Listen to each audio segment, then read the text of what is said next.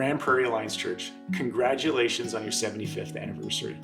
What a legacy of faithfulness from this community. In 1949, when the head office of the Alliance was in New York, they reached out to the pastor in Beaver Lodge in northern Alberta, and they asked if he would consider planting a church in Grande Prairie.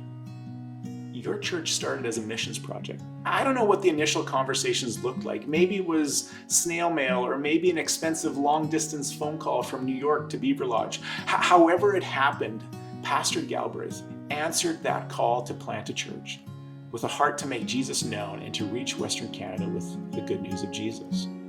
Grande Prairie Alliance Church launched in August of the same year. And on opening Sunday, think about this, they had 4% of the population represented. That's amazing. Can you imagine today, if we were to reach the same percentage of the population? Imagine the impact of 4% of Grande Prairie showing up to worship Jesus with you next Sunday. I'm sure many of you can immediately start thinking of the numerous complexities this would create. There's not enough parking. We'd have to triple the amount of services we offer. How do we find volunteers? Or maybe you're looking at the current Canadian culture and thinking, that would be impossible. But imagine with me, just for a moment, what could be? What if all those years ago, Pastor Galbraith didn't pick up the phone, or he threw out that letter with all those extra stamps? What if he said, that's an Alliance US dream. It doesn't work here in Alberta. And he stayed where he was. But that's not what happened. He said yes.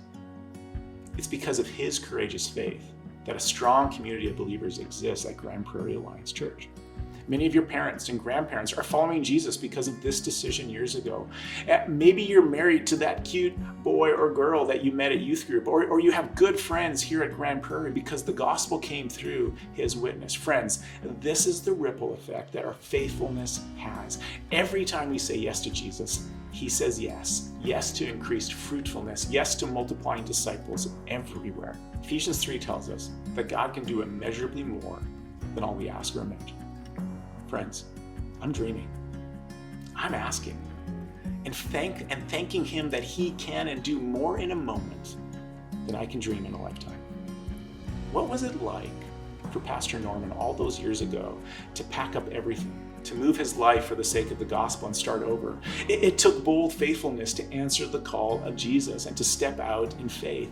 And Jesus showed up, changed this place forever. It doesn't matter the step. A courageous step always takes courage, doesn't it? And so today, 75 years later, we can see the fruitfulness of that series of decisions and the faithfulness of Jesus still playing out in this room. What if 75 years from today, people are looking back at this moment and thinking about your sacrifices, your steps of faith, your courageous faithfulness, and your yes to Jesus? As you celebrate and look back, and please celebrate with gusto. This is an incredible moment, but let's also look forward together and imagine what he might do. What courageous step is he asking us to do today in this moment? And so I'm praying that you'll be sensitive to Spirit this week, that you'll listen carefully and respond to the nudge of his prompting. Grande Prairie Alliance Church, you have been faithful.